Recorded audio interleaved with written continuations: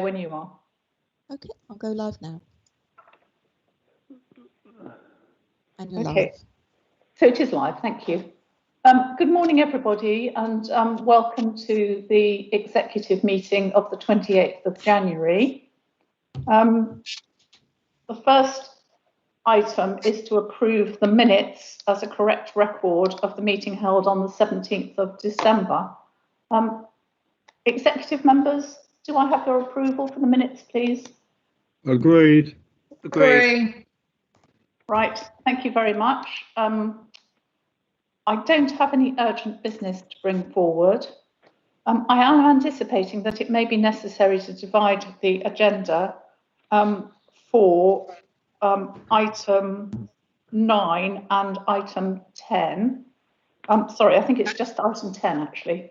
But I can't see it at the moment. Declarations of interest.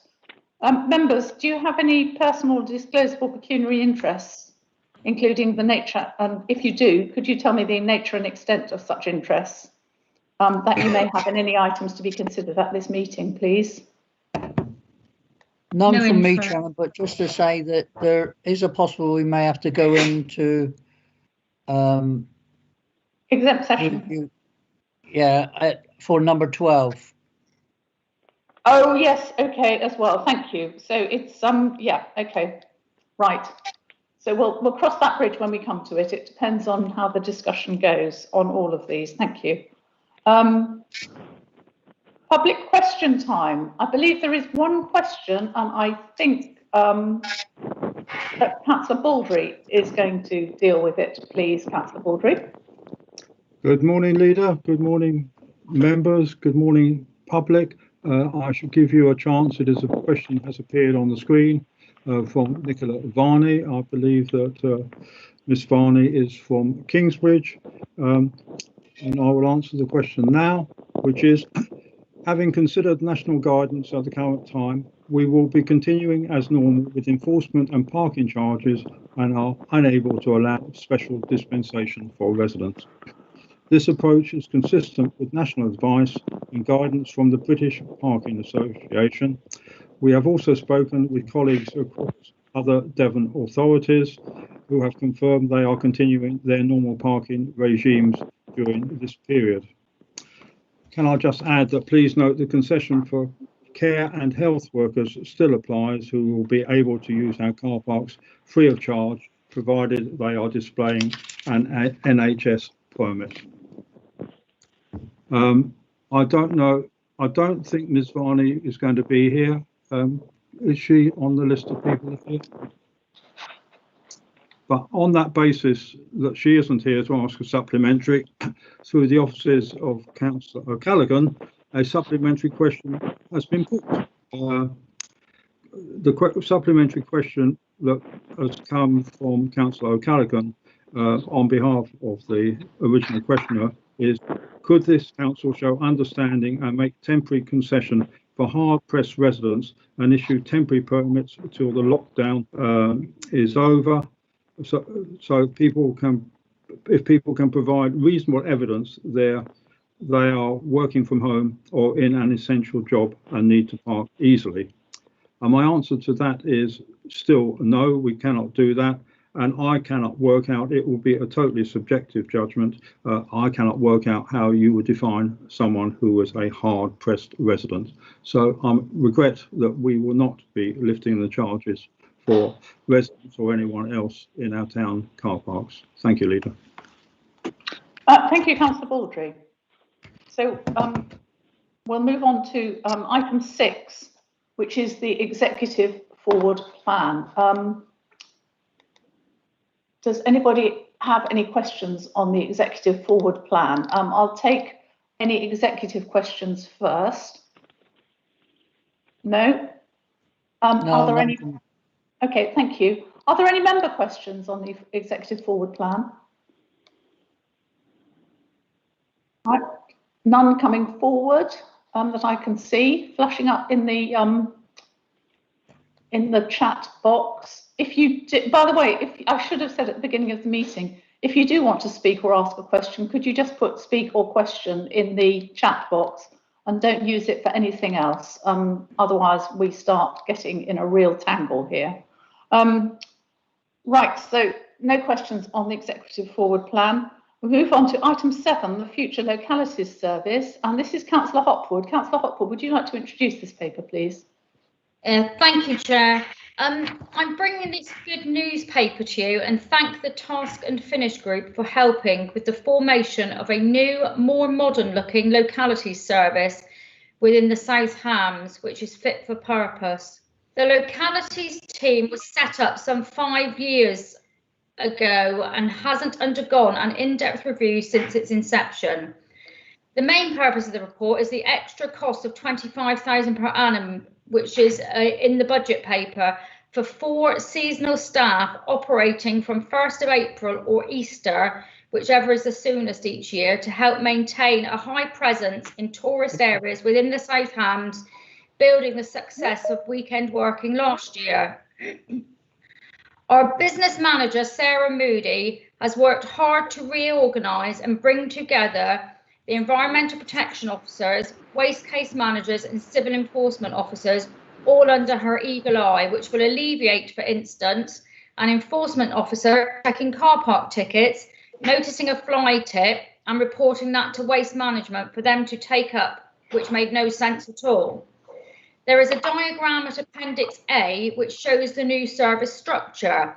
You will see in this structure that there will be a senior localities officer to support members, and before anybody makes a plea not to lose their localities officer, this is an operational matter and not one in which members will have any influence. Thank you, Chair. Thank you very much, Councillor Hopwood. Right, I will take questions from the Executive first, please. If there are any. No? Okay. Members, do you have any questions on this paper? Right, apparently not. Councillor Hopwood, I'll ask you to propose the recommendations in the paper, please. Thank you, Chairman. I'd like to propose the recommendations 1 and 2. Seconded. Thank you. Thank you very much. Now, members of the Executive, do you want to comment at all? If you do, members of the Executive, could you put your hand up and I'll try and come to you that way? Then I'll know you're ahead of any members on the floor. Councillor Hawkins. I'm lowering my hand. Thank you, Leader. Can I just say how successful I believe the localities team have been over the last 5 years. It was certainly a success of the T18 process which we went through, and I think the changes which are being proposed in these recommendations will only help and support all our members and our residents further. So I'd just like to say thank you for the team that's worked so hard on in the past and what they're going to be doing for us in the future. Thank you very much, and I would second that, and I'd like to thank Councillor Hopwood, the officers and the working group for coming to such a good conclusion. Thank you. Do we have any other member comments? Member comments now? Is that Councillor Pennington? Do you want to come in? No? No, it's Councillor Bastone. I've got my hand up. Oh, I'm so sorry. Sorry. Yes, you have. Councillor Bastone, please come in. Councillor Hawkins beat me to it, so I'll just endorse what he said, and I think this proposal is an important step forward to improve the process even further. Thank you very much. I'm sure that's right. Do we have any further comments on this? Because if not, we'll move to the vote. Executive members, do I? Chair, before we go to the vote, Councillor Smerdon and Councillor Callaghan have put their hands up in that order. Now, members, if you're not an executive member, could you please put in the chat box that you wish to speak rather than putting your hand up, because that enables me to distinguish between the executive members and ordinary members. So who've I got? Because I can't see everybody all the time. I've got Councillor Smerdon. Councillor Smerdon, come in, please. Yeah, so thank you, Leader. Apologies, I'll remember to use the chat box next. I just wondered if we could have a bit more of an update of the sort of job description of the seasonal mobile locality officers. Are they going to be doing exactly the same job as the ones we've got at present, or presumably from what Councillor Hopwood said, they're going to be targeting busier areas? Is that correct? Councillor Hopwood, would you like to come in and answer that question, please? Yeah, thank you, Chair. Yeah, that's correct. They will be going to primarily tourist areas and building on the success of last year, where they were very successful in educating people and going for, looking at things like full bins that may have filled quicker than normal, etc. in tourist areas, problems with beaches and overflowing bins. It will be the same as last year, just keeping a really good presence within the South Hams in the tourist areas, for which of course we are so well known down here. Okay, sorry, and just as a follow-up, are these dedicated just for South Hams, or are they shared with West Devon? The 4 locality officers here are dedicated, the seasonal staff are dedicated to the South Hams. Okay, thank you. Councillor Bastone, your hand is still up. Is it a residual hand, or do you want to come back again?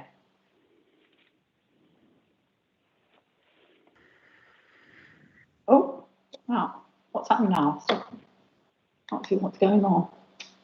I think it's a residual, Chair, because his hand's. You think it's residual? Now. Okay, right. So I've got a comment from Councillor Kemp.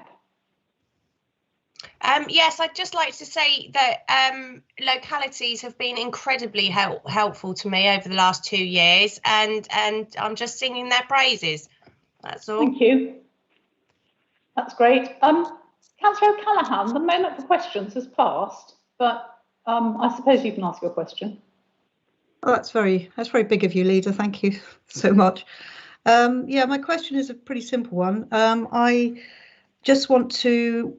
We've been very happy with our localities officer, and I haven't really seen anywhere, though I may have easily missed it.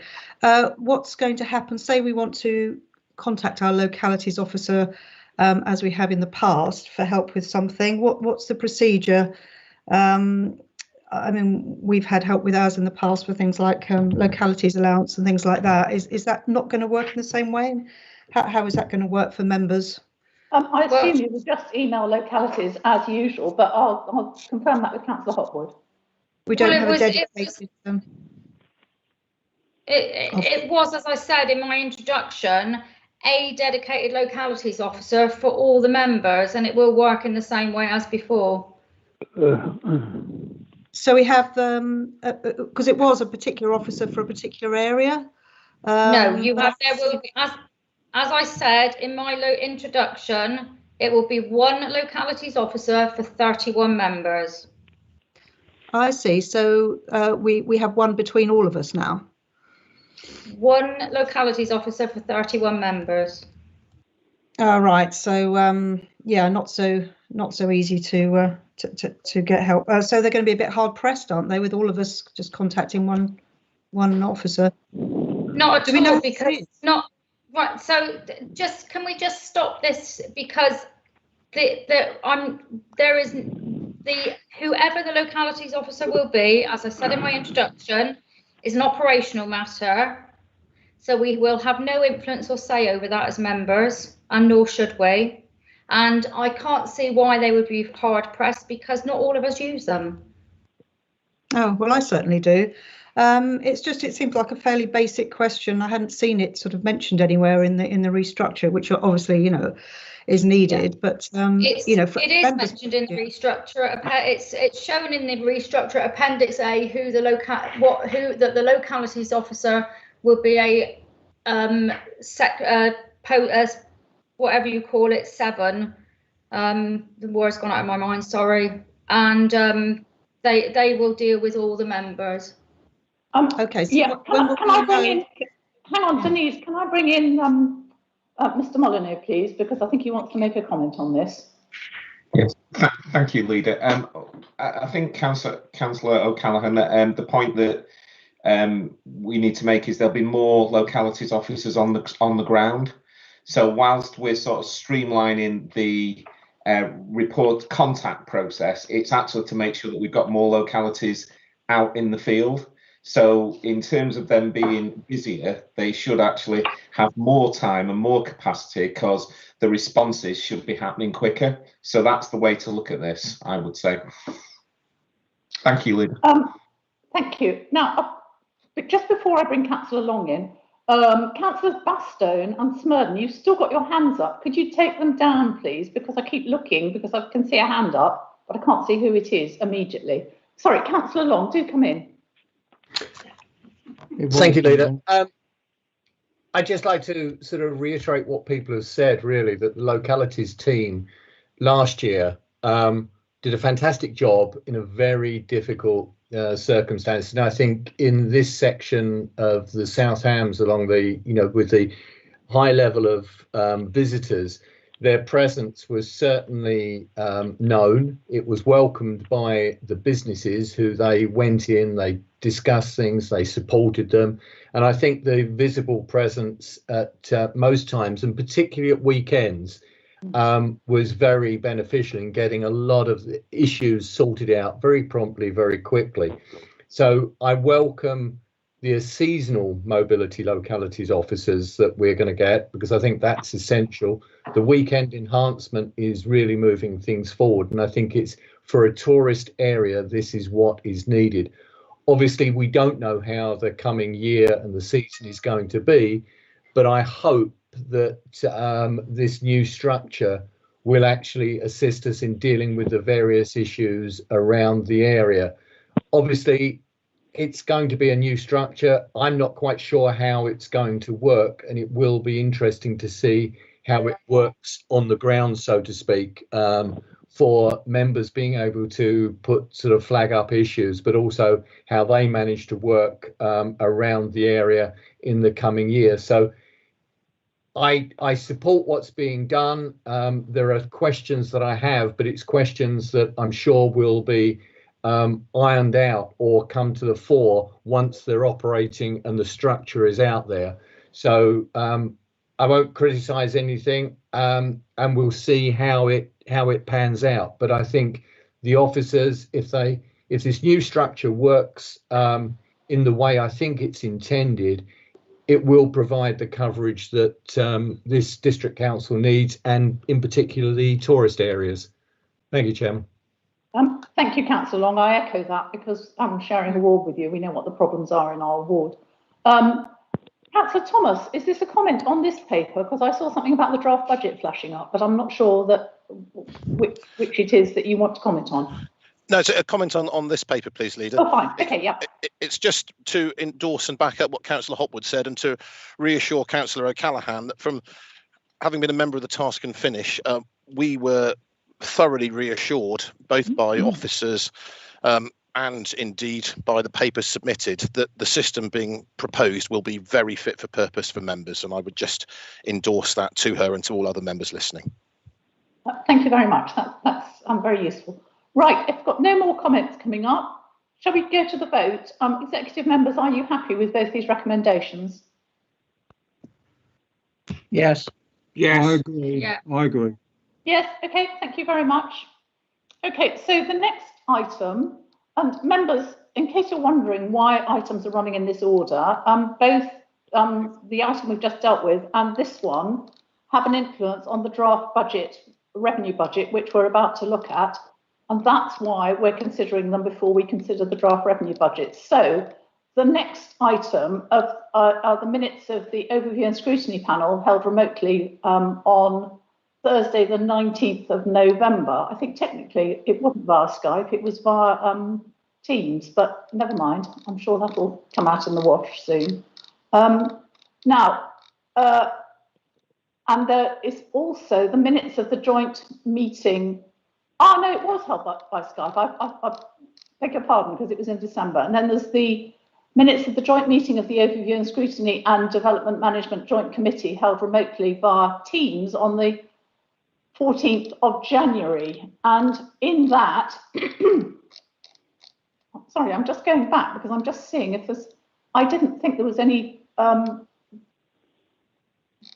anything in the first set of minutes that was a recommendation to this committee, except that, oh, the draft strategy. Can I help, Chair? There's one recommendation which relates to the safeguarding policy. Yes, I'm sorry. Yes, I've just found that. Yes. So, are we happy that we send the safeguarding policy on to the executive? We are recommended to adopt the revised safeguarding policy as set out in Appendix A of the report, which was considered by the joint committee. Executive members, are you happy with that? Happy with that, Chairman. Yes. Agreed. Perfectly Agreed? happy, yes. Yeah, okay, thank you. So if we move on to the next joint committee meeting, then we do have a lot more things to look at. First of all, we have the recommendation at minute 15/20. Now that is to do with the draft budget, and I suggest that we actually consider those proposals when we look at the draft budget, because I think it's more appropriate to do so. But the next minute, which is 16/20, is to do with the review of fees and charges. And that is coming straight to us to recommend to Council the recommendations that were in the fees and charges paper, which are set out on the agenda paper 32 and 33, numbers 1 to 9. Executive members, are you happy to pass those on to Council? Recommend moving on to Council, yes. Yeah, happy, Chairman. Yes, Agreed. everybody happy with that? Right. Yes. Thank you Chair, very much. Before you move on, sorry, Councillor Birch has put a request in the chat box to ask a question. Item 2020. Yes, it's. I put the question in a moment ago concerning. Yes, what page is that on? Because I haven't got 2020. That we're going back to the meeting held on the 19th of November, and it's yeah, okay. And it's ONS item 20/20. I have a question. Business. Urgent business, yes. I have a quick question, as this deals with the matter of mobile connections and the replacement of Surface Go devices. My question is, could we please have a quick update as to progress on this from either Councillor Hopwood or one of the officers? Various promises have been made on delivery, and I think there's been a delay. I think it'd be helpful to explain to members the current position. Thank you. Okay, thank you, Councillor Birch. Councillor Hopwood, are you able to do that? Because if not, we'll find somebody else to, we'll ask perhaps Mr. Molyneux to answer it for you. No, I'm happy to do that, Chairman. Thank you.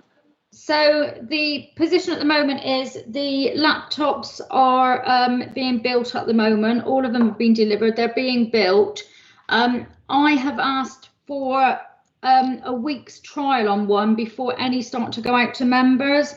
And my laptop, I've done the first part of it over the phone. I'm doing the whole process to iron out any issues, the same as when we go to members. I'm glad I'm doing it. There were a couple issues that we found on Friday where I had to do the remote login. So those are being ironed out. I have a meeting after this meeting to do the next process. I'm then getting my laptop delivered to me by localities within the next couple of days. And as soon as I've asked for a week of using it so that I can iron out any, and then they'll start to be rolled out to members. I've asked for them to be rolled out to members in the order of members' problems with their Surface Goes. So if you have a real bad issue with your Surface Go, then you will get yours first, and then we'll go down the list as and when, so that people who, those who aren't experienced any big problems will get theirs last. But I think it's sensible to get those who are having issues theirs first. Thank you, Councillor Hopwood. That answers the question, Councillor Birch. Yeah, on the Surface Go, yes. Could we have an update on the matter of those who wish to have the app on their mobiles? That's still not being working at the moment. The BlackBerry app, you mean? Yes, that's right. Yeah. Yes. Okay. Yeah, I think we are nearly at the end of ironing the issues out for that. I would foresee within the next couple of weeks that the BlackBerry issue will be ironed out as well, and that'll be on our iPads. But interestingly, Chairman, only 11 members on the council use the BlackBerry on their iPhones. I know I'm one. Councillor Birch, you're obviously one. So it's not a big, too, it's not a big take up of members who actually use Councillor Baldry does use the BlackBerry on their iPhones, but for those 11 of us that use it, I must admit I do miss it, Councillor Burt. So I'm with you on that one. I'm pushing that one hard. Thank you very much indeed. That's most helpful. Thank you. All right. Okay. So I think in that case we can move on from these minutes. Mr. White, would you just confirm that I've covered everything on those?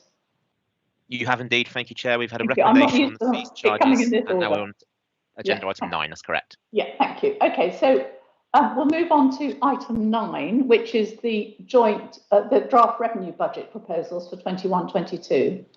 Now, I'm introducing this paper, but really, as an introduction, I have to say that I think we're all quite familiar with this by now. So what I'm going to do is point out to you the differences, things that have changed since Overview and Scrutiny saw this 2 weeks ago. So in the recommendations, the financial pressures shown in Appendix A have changed, and they are now £696,761. At recommendation 5, the partnership funding levels include a 10,000 contribution to the CVS for the next 2 financial years. But you will see lower down in the paper at recommendation 217 that in fact this only actually involves a cost on the budget of £3,000 because there was a residual £7,000 on that partnership budget left over from last year for the next 3 years. So that'll be £3,000 in next financial year and £3,000 the year after.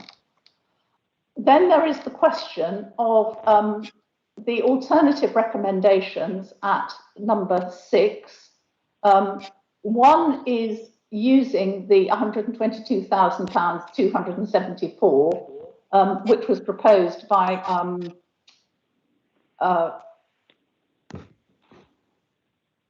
Councillor Jackie Hodgson at the Overview and Scrutiny meeting. And option 1B is the proposals that were made at the Overview and Scrutiny meeting, but without the £122,274. Then in recommendation 7, we have the 5th tranche of COVID funding, which is to be moved into a special COVID earmark reserve to protect against future COVID losses in the next financial year. Now, none of us know where we're going from the 1st of April onwards on the COVID issue. And so I think this is a very wise move. And if it's not required, then it will be there to help close the budget gap for the following year. And as a result of all the other changes, the total net expenditure for 21-22 has changed to £9,676,767.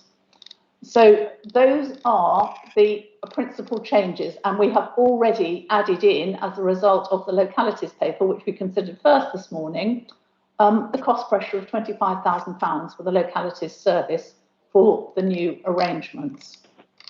So that is a brief roundup of what has changed in the revenue budget, and I'm happy to take questions. I'll take them hands up, please, from the executive members first, and after that, members, if you would like to indicate in the chat box. So executive members first, do you have any questions? No, Leader. No, I don't see any hands going up.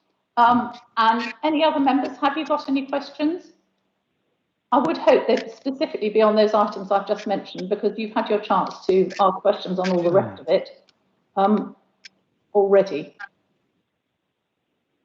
No, I can't see any questions. Right.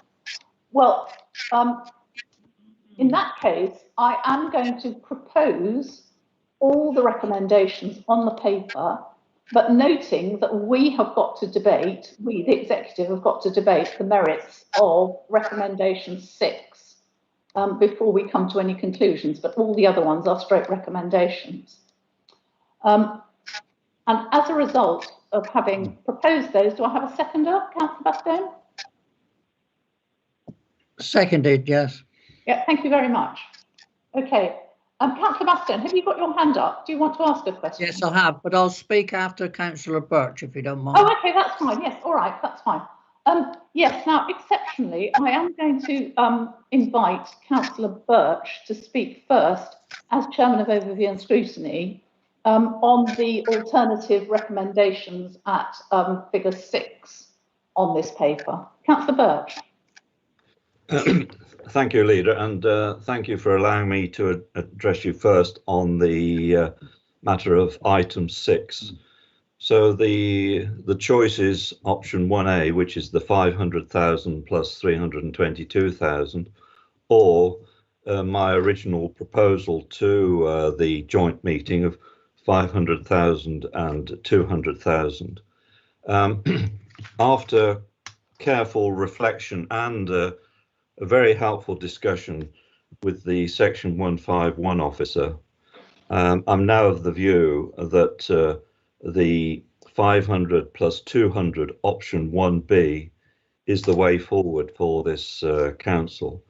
And I'm happy to explain the reasons why I prefer that option or recommend that option.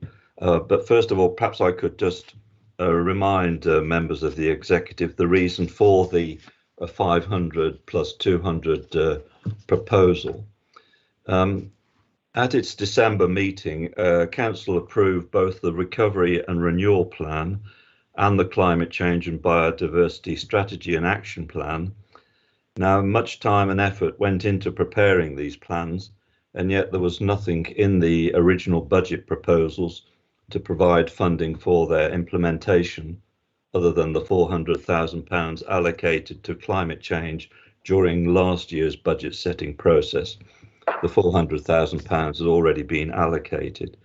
So to overcome this omission, I propose that the council shows its commitment to both plans by including within the budget the sum of 500,000 for the Recovery and Renewal Plan and 200 for the Climate Change and Biodiversity Strategy and Action Plan.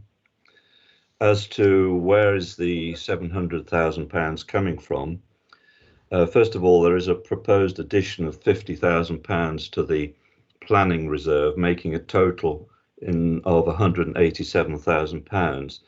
And upon examination, there does not appear to be, at this time, a specific need for this reserve to be increased, and thus this sum can form part of the required funds I'm proposing. In respect of the 1,068,000 arising out of the New Homes bonus, the sum of £746,000 has been allocated to the revenue budget and £200,000 to capital. Now, there does not appear to be a specific need for the capital reserve to be increased, and I would propose that this £200,000 form part of the funding that I'm proposing.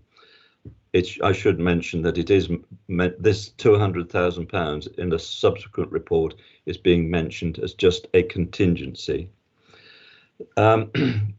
There is in the proposed budget a business rate retention reserve of 5.6 million, and I see no good reason why in the next financial year the sum of £450,000 should not be used towards the two plans that are not only there to deal with the steps this council needs to take to help our businesses and communities recover from the dreadful COVID crisis, but also address the much needed action required on climate change and biodiversity.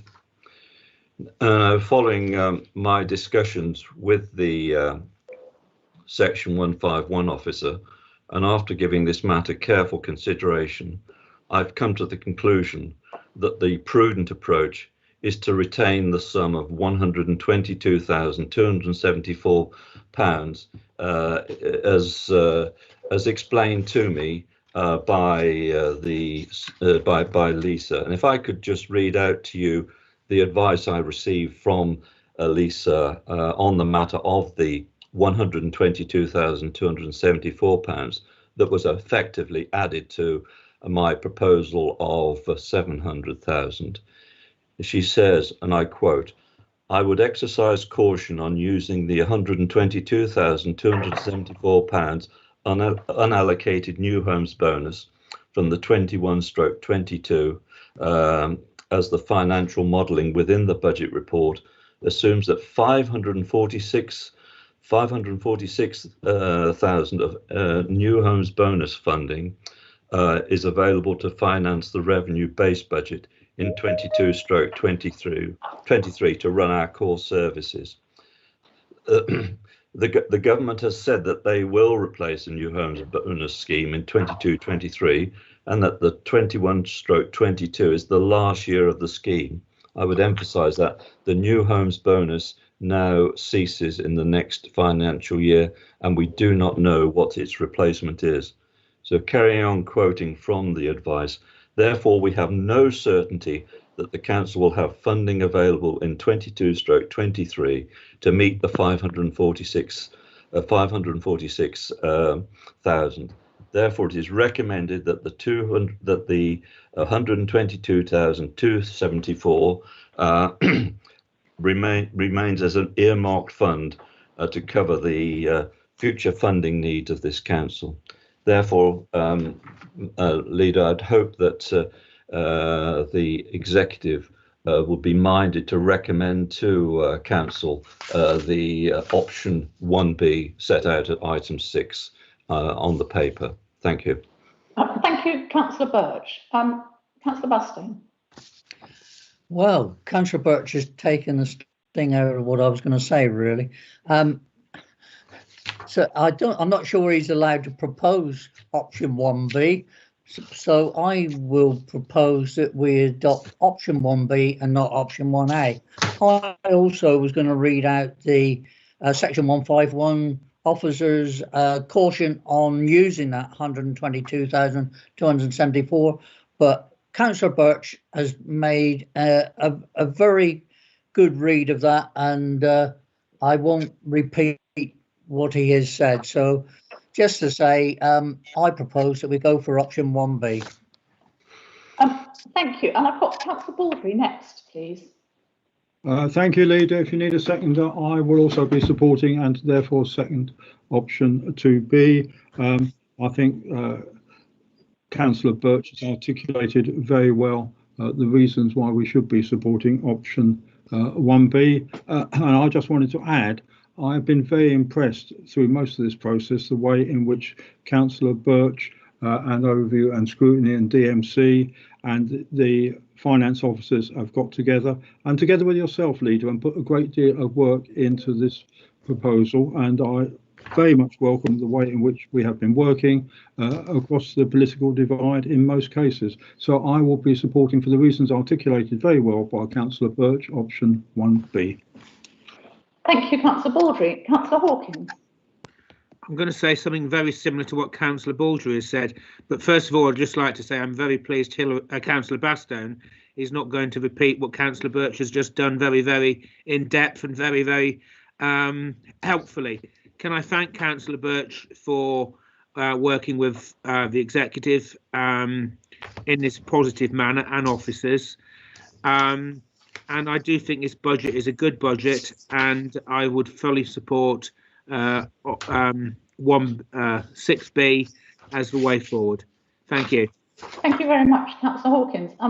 There's just one small thing I'd like to add. I think it's really important that the £200,000 that is going into the climate change fund is used for climate change, but also very much to help the green recovery, so that it straddles both objectives and will help the council and indeed the district to both achieve recovery and moving towards a zero carbon future. So I think that's really important, and that we spend it relatively quickly to get things moving. Right. So now I can open this up. I think the executive have probably all spoken now, unless Councillor Hopwood wants to make a comment. I don't see her hand coming up. No, I don't, because I would just repeat what others have said. So no. Thank you. Thank you very much, Councillor Hopwood. Now I'll open it to the floor to everyone else, but I would remind you that you have had a good chance to comment on this. So it is really only on the changes that have happened since Overview and Scrutiny and DM Joint Committee met. So I've got, first of all, I seem to have Councillor Brazil here wanting to speak, please. Yes, thank you very much. So I welcome this extra spending. I'm slightly confused as to the 122 and why that makes all the difference about the, you know, if we need 540,000, how 122 covers it. But there we go. But what I am interested in is we now have £1.1 million for climate change and our renewal plan. I wonder if you could give any specifics. We've heard about specific projects that will be, you know, and you said you want it spent quickly, on who will be spending that on some ideas of where we might be spending that, and some dates to those as well. Councillor Brazil, we have got an action plan in the recovery plan, and that will be looked at in more detail to see where we can make a difference.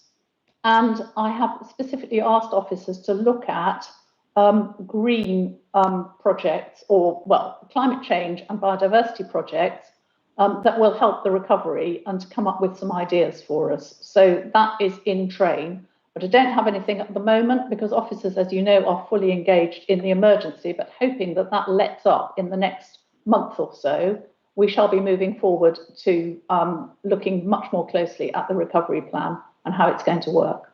So I hope for the moment that's sufficient for you, but projects will be coming forward. Do I have any other questions? Right, well, if there aren't any further questions, Executive, shall we move to the vote? So we have recommendations 1 to 10, taking option 1B at item 4. Is that clear? What we're, Mr. White, are you able to put that up on the screen so that everybody is clear what we're voting on? The revised part 6 is on the screen now, Chair. Thank you. Right, yes, okay, so it's that is number 6, and all the other ones stand as written in the paper. Executive members, are you happy to agree to those recommendations? Yes. Yeah. Yes. Agreed. Yeah. Yes. Okay, thank you. That's unanimously agreed then. Thank you very much. And we can move on to the next item, the revenue budget proposals, which I just need to get up on my screen. Sorry, I don't mean I mean the capital budget proposals, item 10. Right. Now,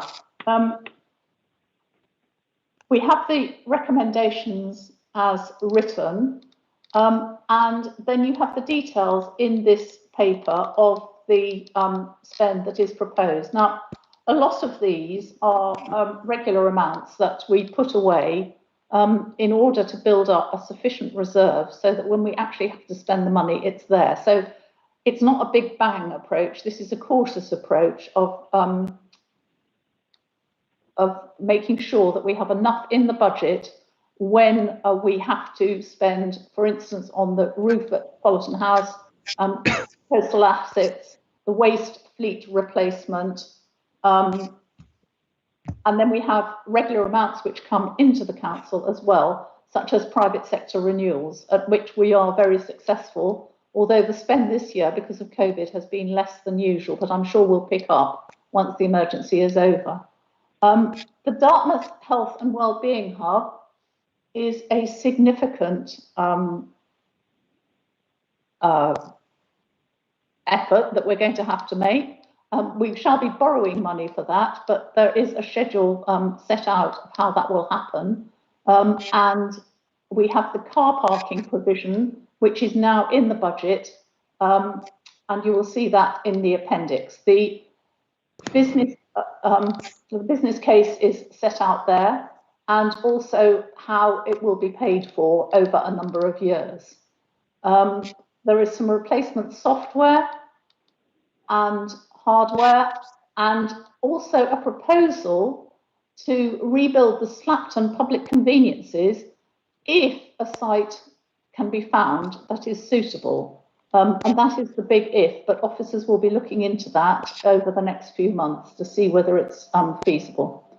The Batson Creek capital, the project there to build the employment units and the new harbour workshop, there will be a report coming to the next executive, so I won't go into that in any detail. And the contingency fund, which had been proposed, has now been moved to the spend which Councillor Birch has explained to us and which we have now accepted in the revenue budget. So that £200,000 will not be moving over to the capital budget. You then have at item 4 how the financing will take place and what the amounts are and the total. And then in the appendices you have further, in the appendix you have further details. So first of all, executive members, do you have any questions on this? No question. No, Leader. No, Leader. Well, in which case, I've not got a question. I have got a comment when the point comes, please. Yeah, well, can I propose the recommendations? Then you can come in first after that, Councillor Baldry. Secondly. To comment. Thank you. Okay, so I'm proposing the recommendations at page 71. They've been seconded by Councillor Bastone, and now Councillor Baldry, would you like to come in with your comment? I just really wanted to talk on item 3.2, 3.3, Fullerton House in the capital programme. As we know, there are very few and rarely any Southampton staff in Fullerton House. We have tenants in there. I just question, what on earth are we doing spending any money on Fullerton House when, in my opinion and the opinion of many others, the future of Fullerton House is in doubt. I recognise that this is just going into the capital programme and therefore it's probably maybe a wise thing to do, but I'm just raising questions about spending a penny piece on Fullerton House until such time as we know what the future of Fullerton is. Thank you. Well, first of all, it's a listed building, so we are under some obligation to keep it in reasonable repair. So that doesn't include money on the lifts, does it? Well, the roof fund does, yes, because if the roof starts leaking. The lift. Ah, well, the lift. Yes, I think at the moment we're not in Fullerton House, but who knows in the future? And at the moment, the lift fund is there, but we're not proposing to spend the money immediately. So again, I think it's a prudent step to have that money in reserves. And should it not be needed, then we can move it to another reserve or spend it on something else. But in case we should need major lift repairs, because as long as we've got tenants there, we are under an obligation to be able to move them to the floors that they need to be moved to. Thank you. Thank you. But I do agree with a lot of what you say, and I think a decision needs to be taken soon. As we go forward, I will not be supporting spending significant funds on Fullerton House until its future is known. Thank you, Councillor Baldry. Right. Do I have any further comments from the executive? Because if not, I will move to the floor if there are any questions from the floor on these items. Councillor Baldry, your hand's still up.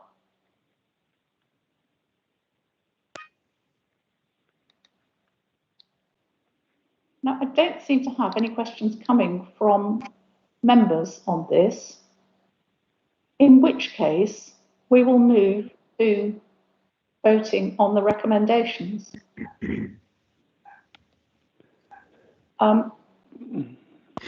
Right, Councillor Border, your hand is still up. Come back. Sorry, I've got. It's not up at my end.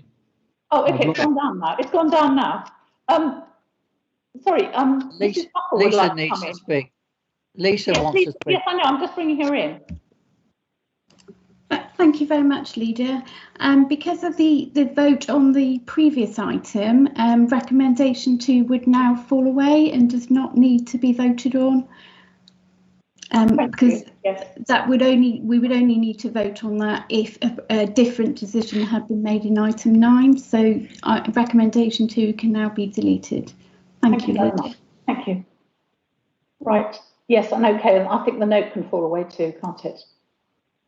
So in fact, there is now only one recommendation with A and B. Right. Are we happy to recommend that? To accept that recommendation? Seconded. Yep. Yep. Is everybody in favour? Yes. Okay. Thank you very much. The next item, item 11, capital programme monitoring, is Councillor Bastone's item. So, Councillor Bastone, would you like to introduce this item when you've got it up?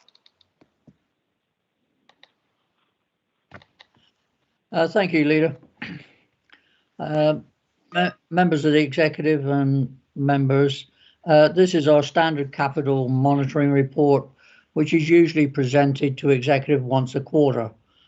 An extra report has been produced due to the current climate to give an update on capital expenditure. This report covers the period 1st of April 2020 to the 31st of November 2020 and asks the executive to note the content. In addition, it advises that a separate report will be produced for an all-member briefing on community housing projects, and a future report to the executive will be added to the executive forward plan. The report advises members of the progress on individual schemes within the approved capital programme, including an assessment of their financial position. All of the capital projects are within approved budgets. A summary of the capital programme is shown at exempt Appendix A. The award of contracts is subject to the Council's procurement rules on competitive tendering, and therefore that is the reason the allocated budget is in Appendix A, because it is commercially sensitive. Appendix C gives members an overview of the total remaining Section 106 deposits, with some details around the purpose and conditions for each amount received. Appendix D gives members an overview of the spend from the Community Housing Reserve since 2017/18 and the remaining balance. This is split by individual project. Over to you now, Chairman. Thank you. All members, could I just remind you that if you want to discuss any items in the exempt appendices, which are Appendix A and B, then we shall have to go into part 2. So please don't mention anything in those without giving us due notice. And also, you should note that in the community housing budget expenditure table, in the Section 106 appendix, which is Appendix D, what you should note is that all that expenditure is recyclable eventually, providing those projects go ahead. So it's not actual net expenditure. It will come back to us if those projects go ahead. So, right, first of all, I will take any questions from the executive. Executive members, does anybody have any questions on this paper? No, Leader. Okay, thank you. Do we have any questions from the floor on this paper?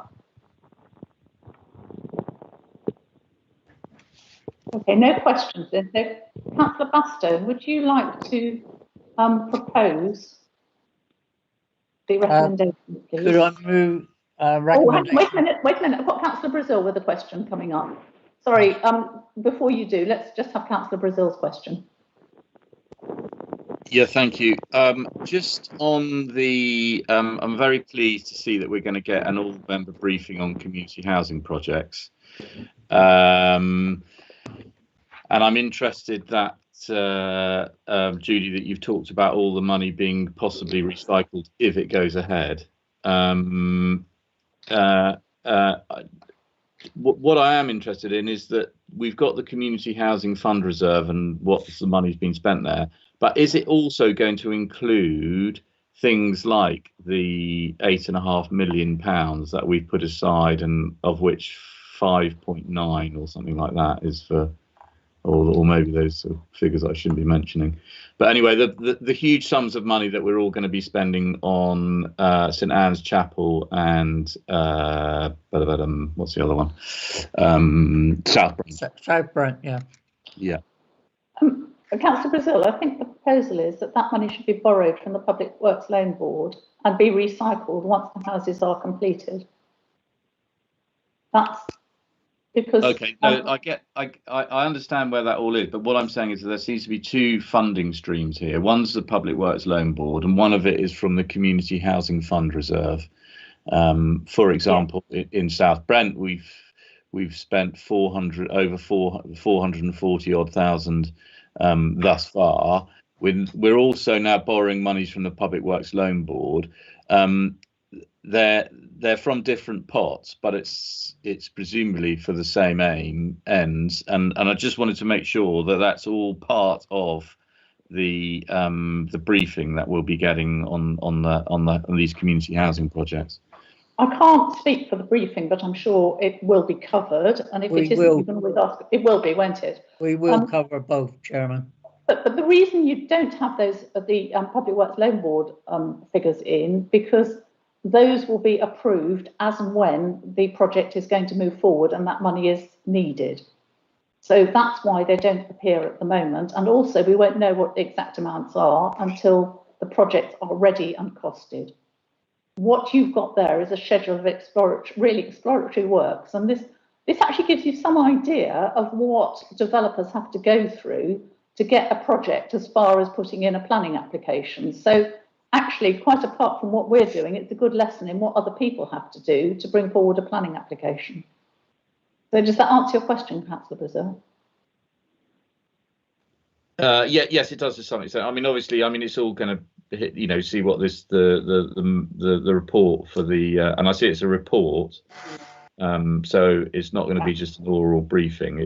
We're definitely going to get something in black and white about that. So I look forward to that and seeing what that's going to say. Okay, thank you. Because the reason why I bring it up, I highlight it out, is because I am very concerned that we seem to be a bit profligate with council taxpayers' money on projects that have absolutely no chance of coming forward. Are you talking about your own project in your ward? Well, it's not my own project. It's the South Hams District Council project in my ward, as it happens. It wasn't me that at the 11th hour decided to pull the plug on it. Okay. Well, I won't comment on that now, but I would remind you, this isn't taxpayers' money. This, in fact, was money from the government that was given to us because of the number of second homes we have in the area, if you will recall. And it was money that was given to us to spend specifically on community housing. Now, we have introduced a way of spending that money, but recycling it whenever possible. So wherever these schemes are possible, that money will be recycled. Some of them, I agree, don't look as good as others, but all is not lost if a site can be found that is suitable and the project can move forward. So, do I have any further questions from the floor on this one? Councillor Pennington, you're flashing a little bit. Do you want, I'm sorry, when I say you're flashing, your symbol is flashing on the screen. Do you want to come in and speak, or? No, you're all right, are you? Okay, all right, good. Subject, I just wanted to make sure. I did want to say a few things on the budget, but you went on too quickly, and so. Oh, I'm sorry about that. I shall have to leave them until the full council. You can store it up for council, yes. Councillor Pennington. I do apologise for that, but we'll remember to bring you in at council. Right. Okay, so if we don't have any further questions, well, I'll move to the vote on this. You have the recommendations on the screen. Executive members, Leader, are you in? Leader, I think I'm not sure that we've had it proposed and seconded. Have we not had it proposed? I'm so sorry. Okay. Councillor Baston, would you like to propose these recommendations? I thought I had, but yes, I will propose recommendations 1 and 2. Right. Second. Now, thank you. It's been seconded. Let me just make sure that there are no further comments coming from the floor, because we did have a question from Councillor Brazil. Right. There are no further questions coming up in the box. So let's move to the vote. Executive, are you in favour of the recommendations 1 and 2 on the screen? Yes. Yes. Okay, thank you very much. Councillor Bastone, over to you again for item 12, which is the Ivy Bridge regeneration project, and it's an update paper. Thank you, Chairman. I'm just getting it up on my second screen, if you don't mind. Yeah, that's fine. Give you time to do it. And members, right. I would remind you that this also is a partly exempt paper, which concerns most of the appendices. So if anybody wants to comment on anything in the appendices, would you please let us know in advance, because we shall have to go into part 2. Thank you. Councillor Bastone. Right, thank you, Chairman. The June and September 2020 executive meetings made a recommendation to spend a further £65,000 from the Economic Regeneration Earmark Reserve on commissioning work on the Ivy Bridge regeneration project. Since this time, the project team have been progressing work to obtain advice in relation to planning, ecology, buildability, the car parking regime, lease arrangements and treasury management advice. An economic assessment of Ivy Bridge Centre was also commissioned. The outcome of this work is positive and indicates the project is technically and economically viable. Furthermore, the economic assessment showed an Aldi will be a good fit for Ivy Bridge, acting as an anchor to residents who currently leave the town to fulfil their shopping needs. The project provides an opportunity to regenerate Ivy Bridge Town Centre and offer significant benefits to the local economy and public realm. However, it also carries with it the requirement to make a significant investment, with which comes some risks, not least through the construction of a major infrastructure project.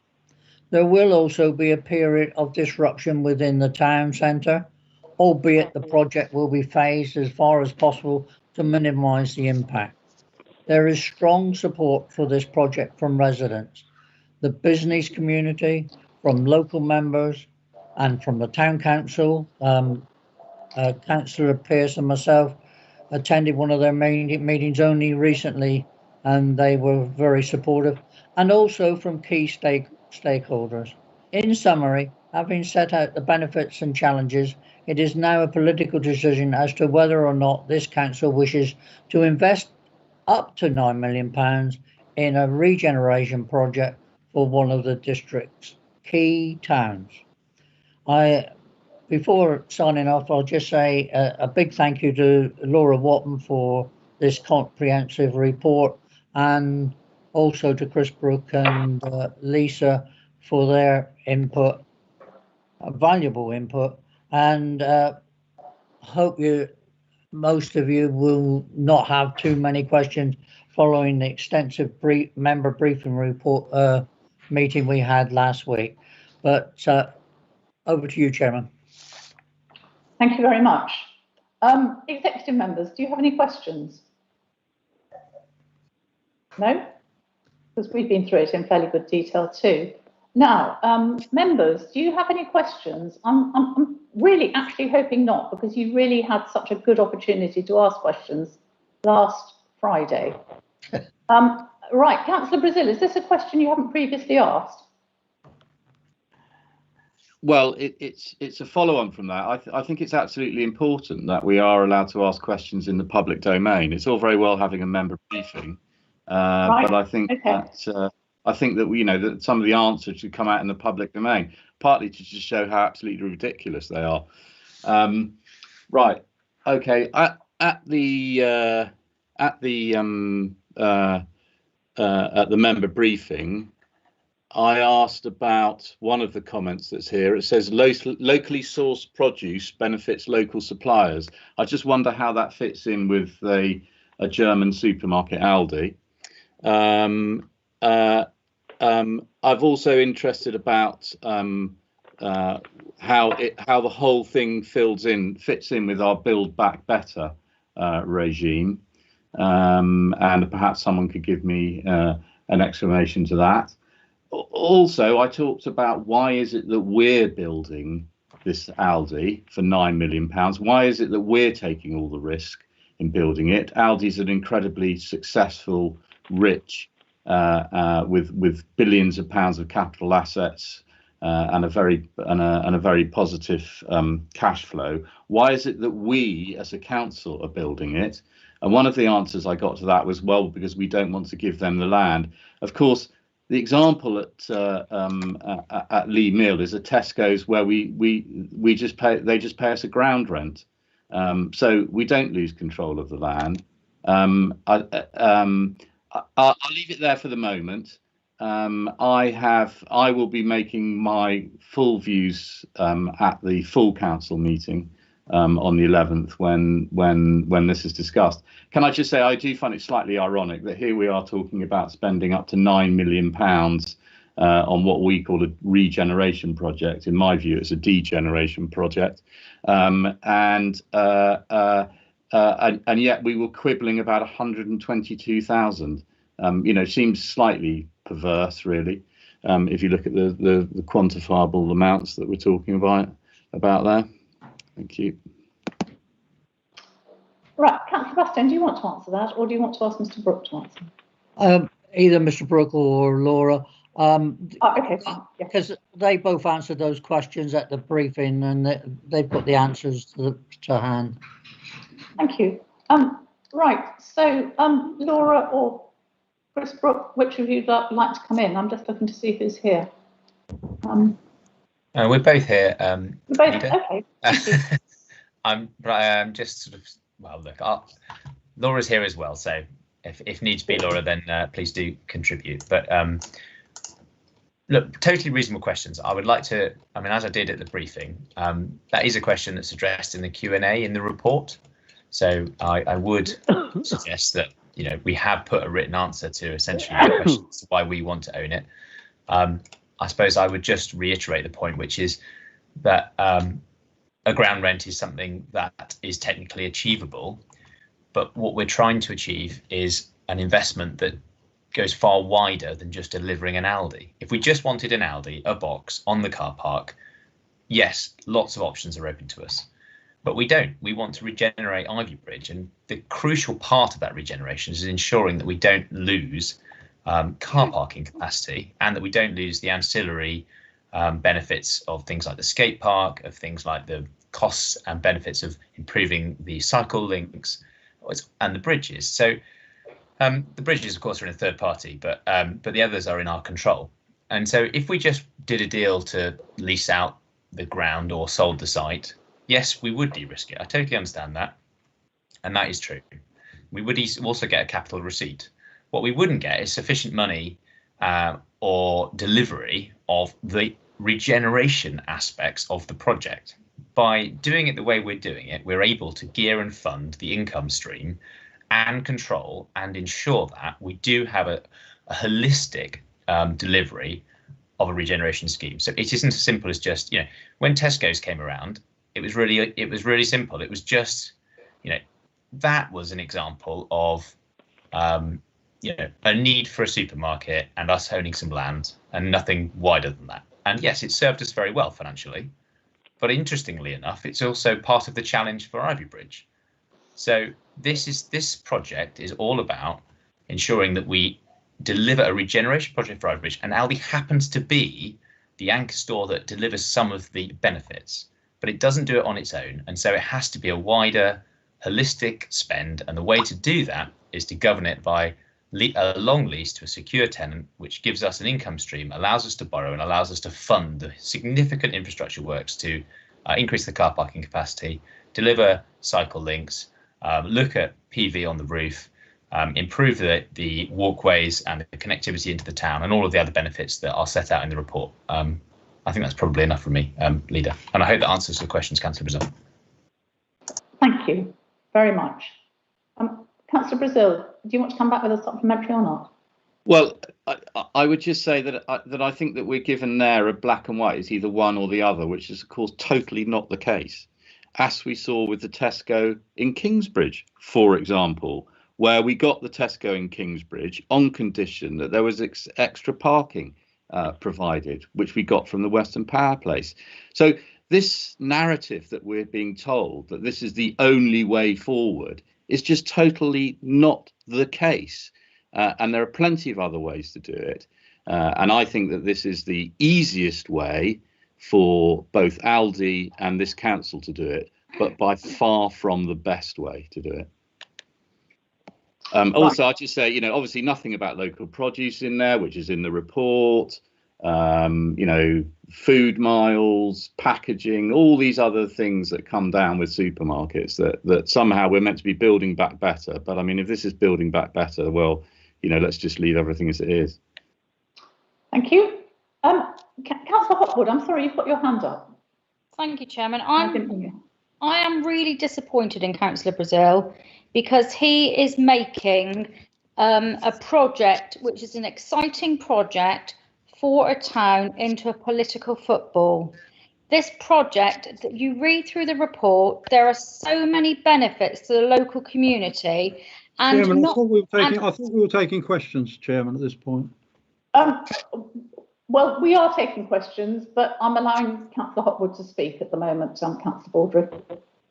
Thank you, Chairman. And I just would urge members to read the report from cover to cover and also read the consultation, because there is such little negativity. It's so there most things in most of it is positive. It's a positive project. If you went to Ivybridge, Councillor Brazil, you would know where the local produce was sold, and you would know that the high street and the leisure centre and the new Aldi are all in a tiny mini circle, which you could take your children around, and they could quite happily have a play in an excellent play park there after they've had to endure shopping, which they all hate, young children. So it would really help young mothers as well.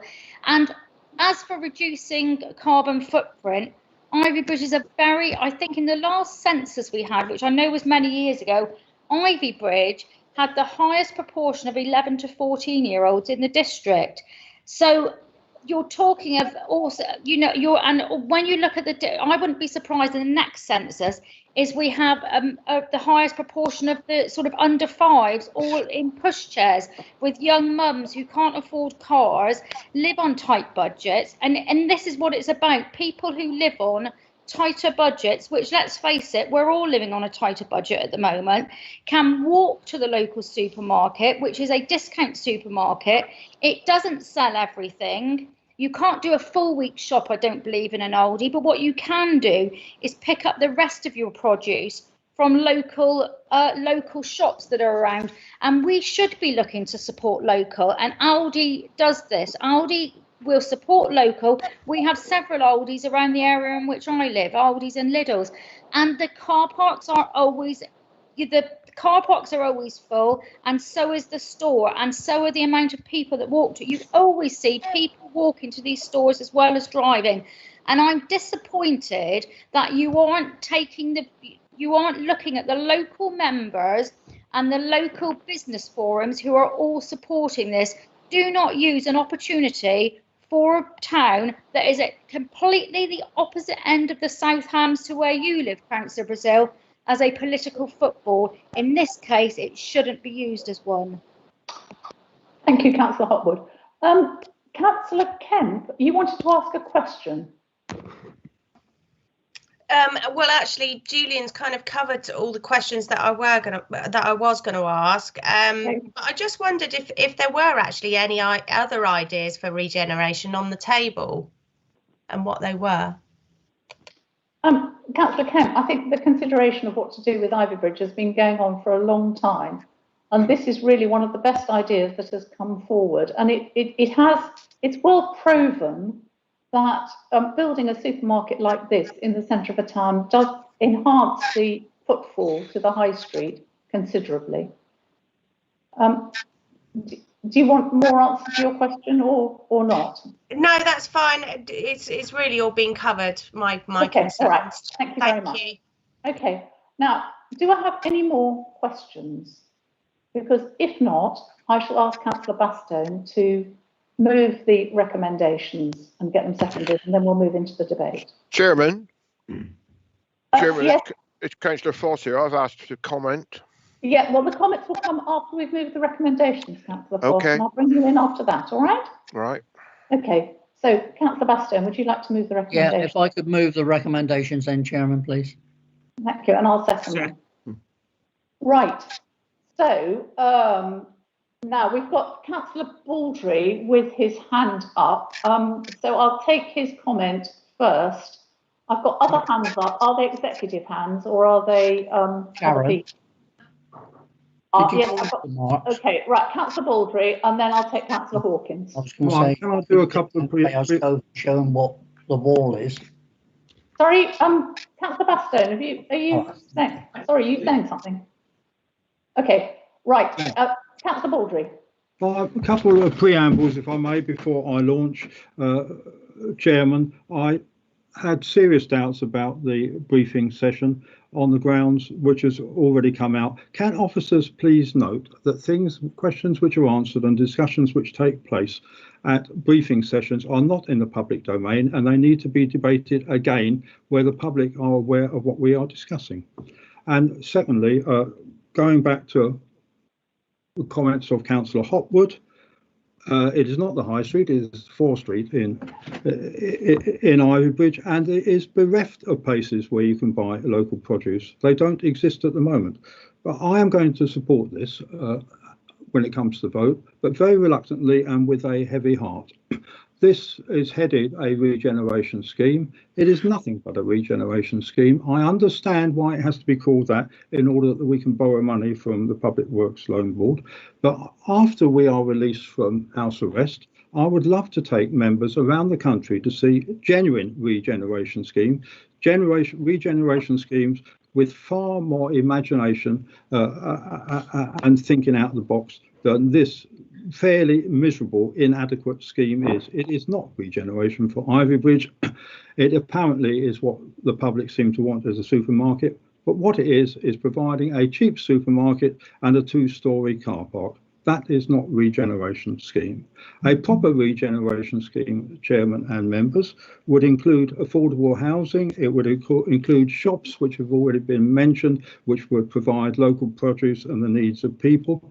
It will provide considerably more recreation facilities than a skate park and the like. It would make full use of the local scenery, and in particular, I draw your attention to the River which runs through Ivy Bridge, and if you walk up Alfred Road, it bubbles along there, and it is a feature. It has not been included in the scheme. It ought to have been.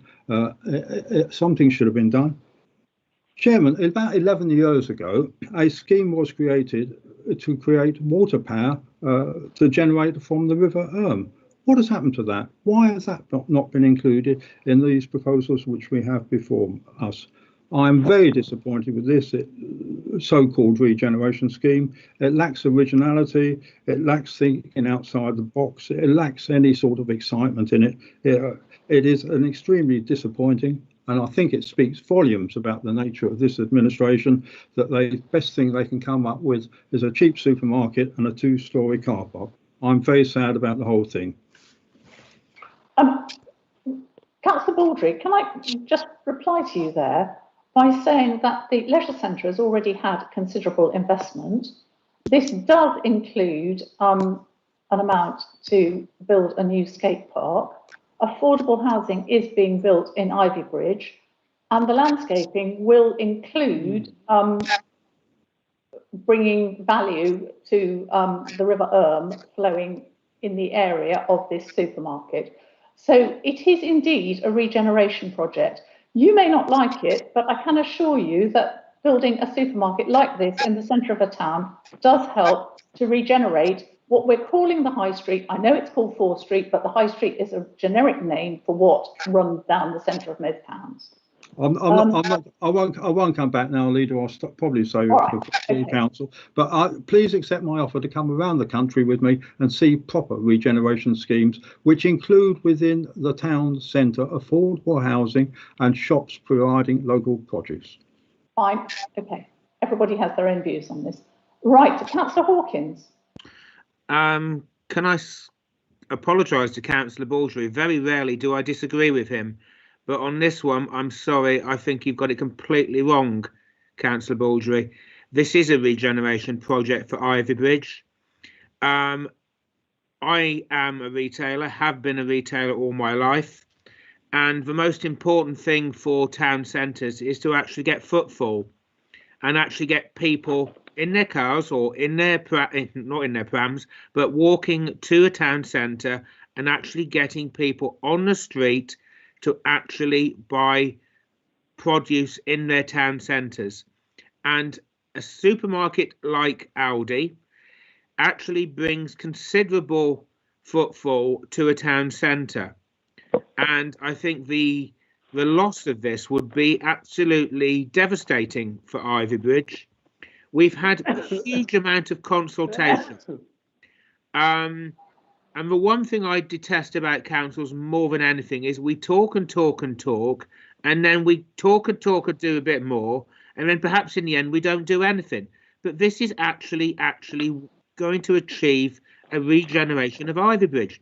As the leader has said, this council has spent a fortune on Ivy Bridge Leisure Centre in the past 12, 18 months with the investment there. And Councillor Baldry says we should be putting affordable houses here and better landscaping. The actual site, as Keith knows, is not that large. It is quite constricted. So we can only do what we can actually do with the site we've got. And I think for any town centre to get a supermarket such as Aldi to want to invest, or we invest for them to actually achieve this, will only benefit those businesses on the high street, round the corner, across the bridge. And we also know from negotiations that the owners of Glanville's Mill now actually are considering investing in their own properties again, which is perhaps in the past they wouldn't have been doing.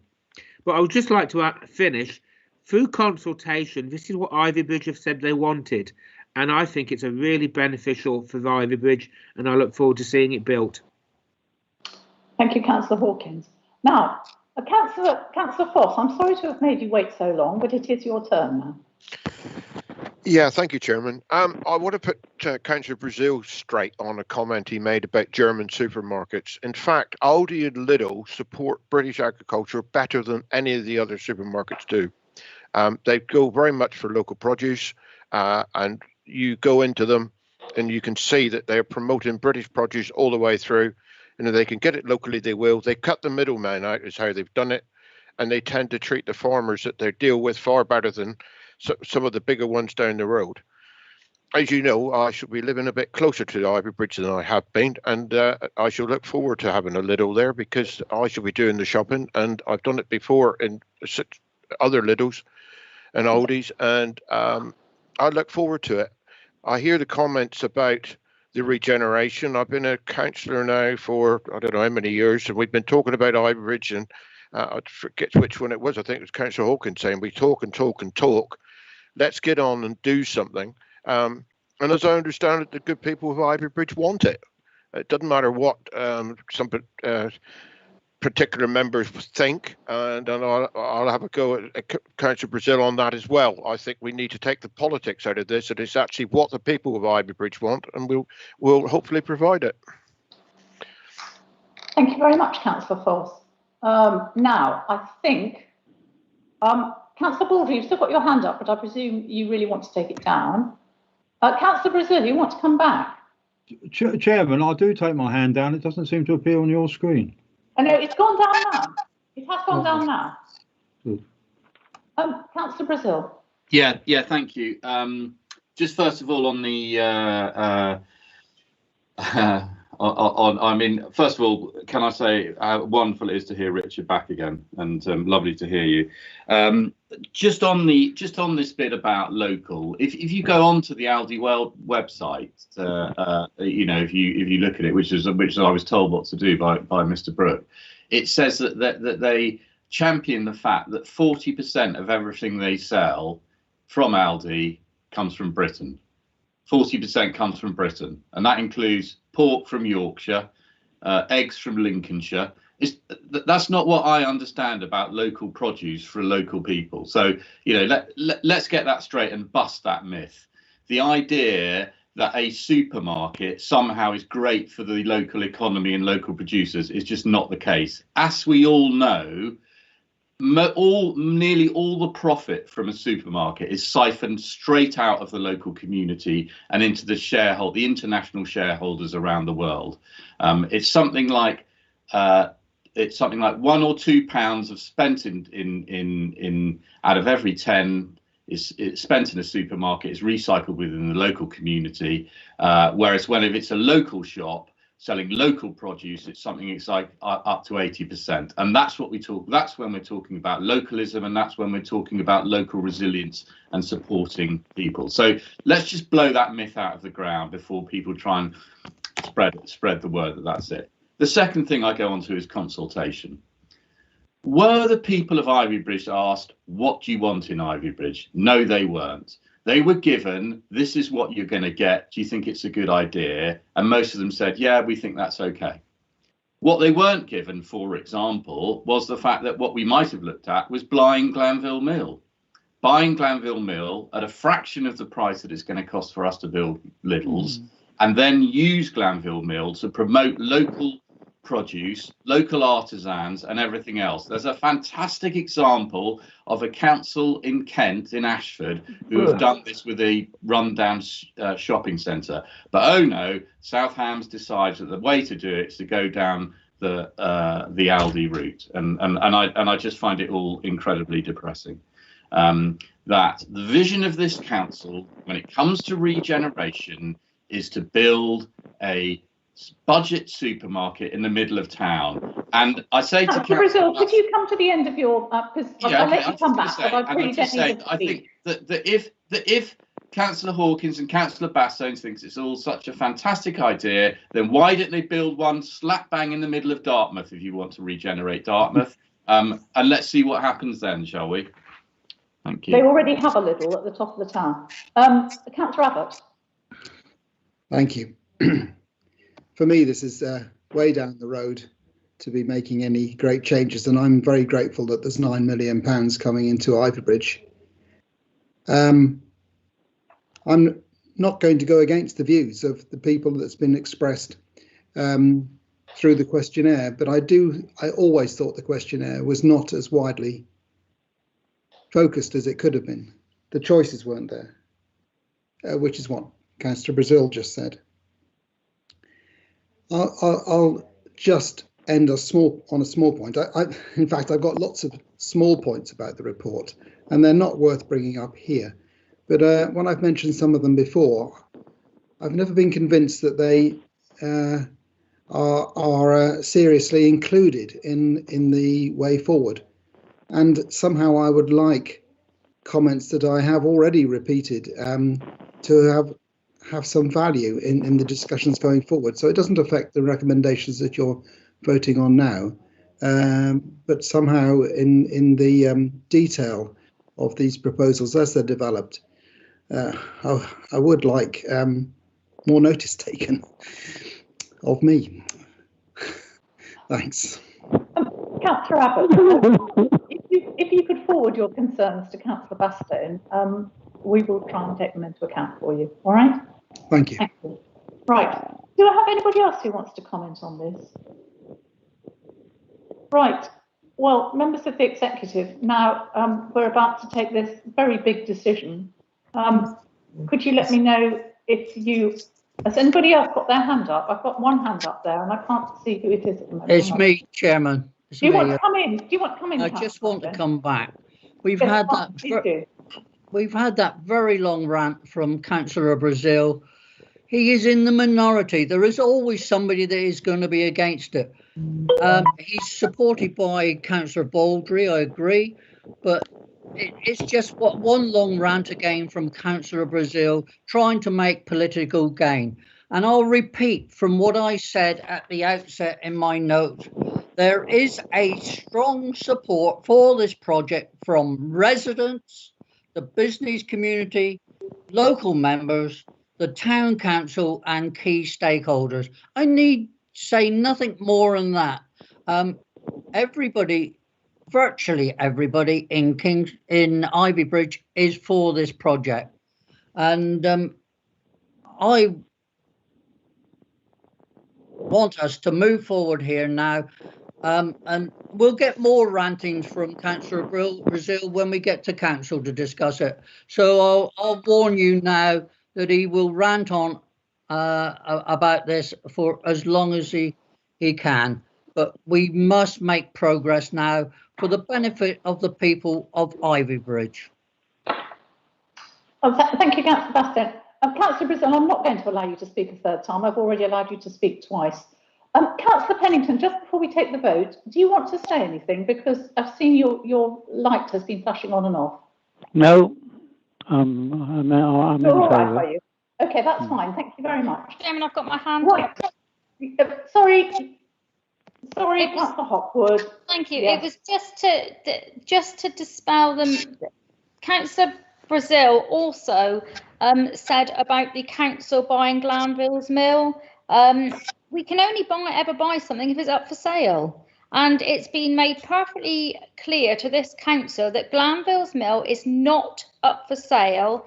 In fact, on the back of the Aldi investment, it is going to be upgraded. So we can only buy something if it's up for sale. You were told that last week at an informal briefing, Councillor Brazil. Thank you. Thank you, Councillor Hopwood.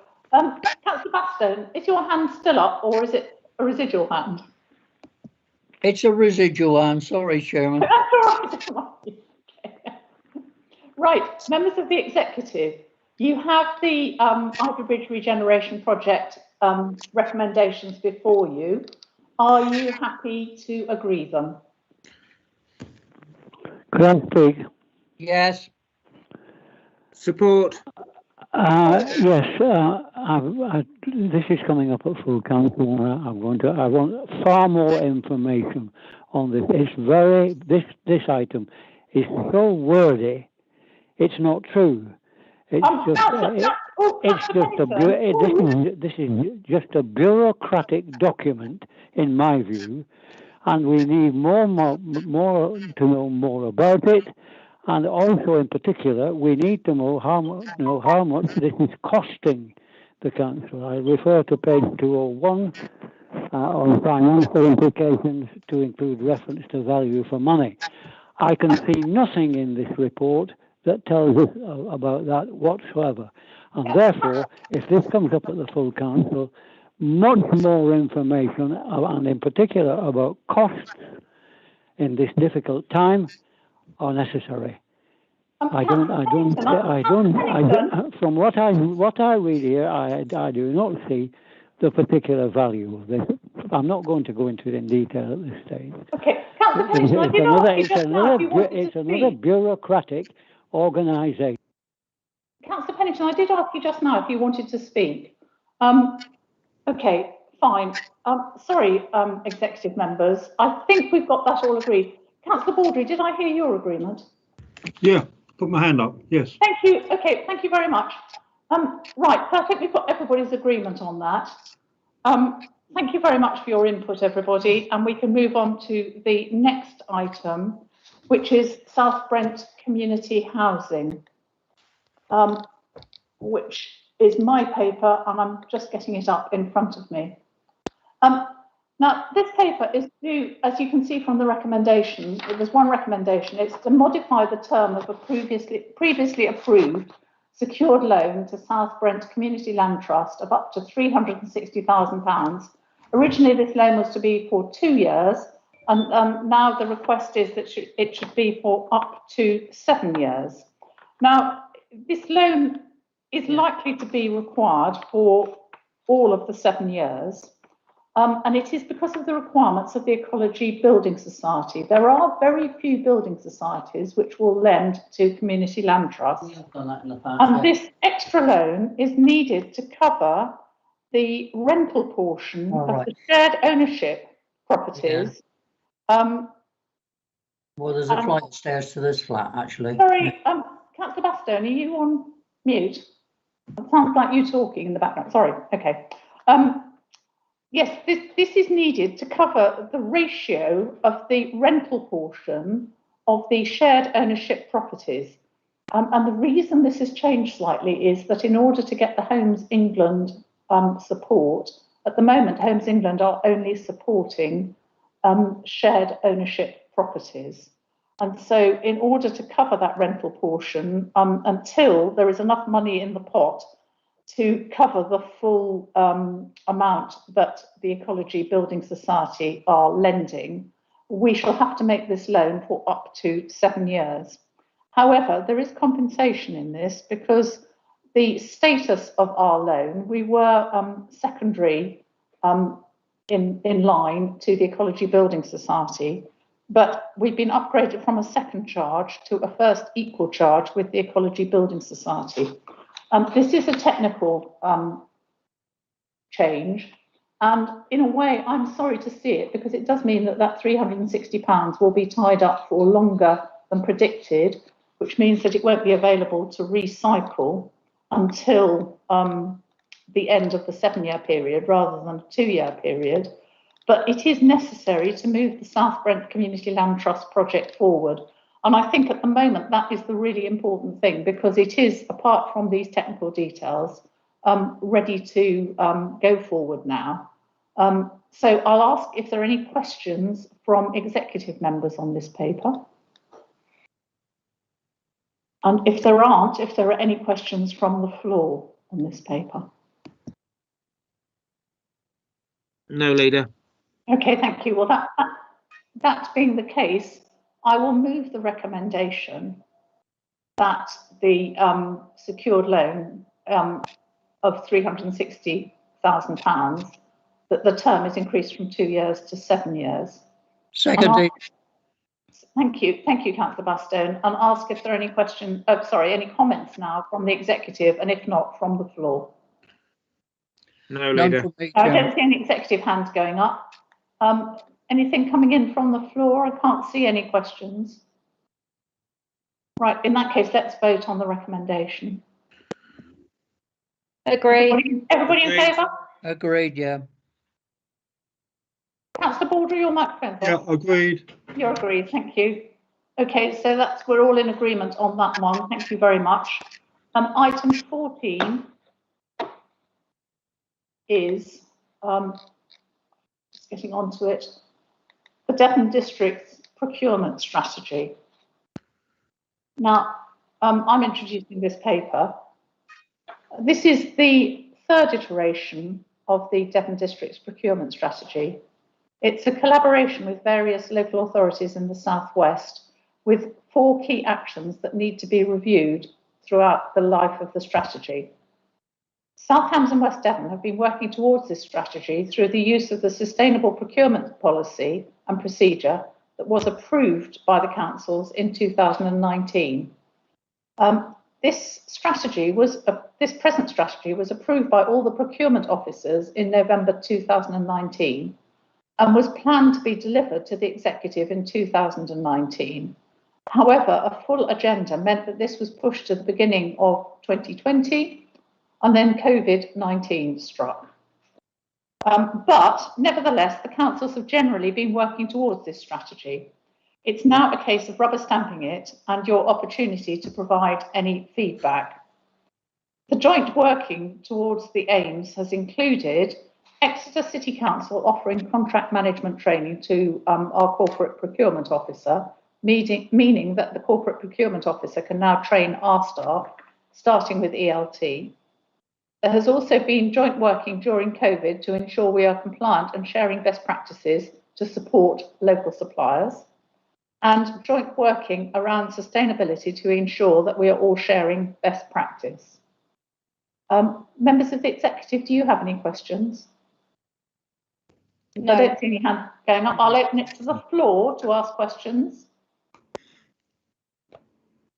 No questions coming up in the chat box. Right, well, I'll move the recommendations then. Do I have a seconder? Seconded. Thank you. Are there any comments? I do think with the sustainable procurement policy that we remember passing about 18 months ago, I do think that this is a really good move, and you will see from the figures in the paper that in fact we have a pretty good record already for local procurement, one of the best of the councils in Devon. And I do think that this is a very good move indeed, and actually what we've been talking about this morning as well, and this will reinforce it. Okay, so do I have any questions from non-executive members? Sorry, you got your hand up. I'm sorry, Councillor Hopwood. Do you want? Are we checking questions or comments? We can move to comments now. Lovely, thank you. I'd just like to comment, but I just need to go back and get it. Thank you, Chairman. I think that this approach to procurement is excellent. We should always support local whenever possible, whether it be for pens and pencils or an extension to a house. The nearer to home you can support a business, this helps in two ways. It helps a local business person in their business, from the cake maker to the carpenter, but it also reduces our carbon footprint with little effort. There are so many ways we can help our precious planet, and supporting local trades and retailers is one of the simplest. Thank you, Chairman. Thank you very much, Councillor Hopwood. That's exactly my feelings on the subject. Does anybody else want to make a comment, either from the executive or from the floor? Because if not, I've moved the recommendations. So let's take a vote on it, executive. Are we all in favour of these recommendations? Agreed. Agreed. Right, that's everybody. Thank you very much. So that's agreed. And that brings us to the end of this morning's business. Thank you very much, everybody. And I'll close the meeting now. Thank you. Thank you. Bye. Bye-bye.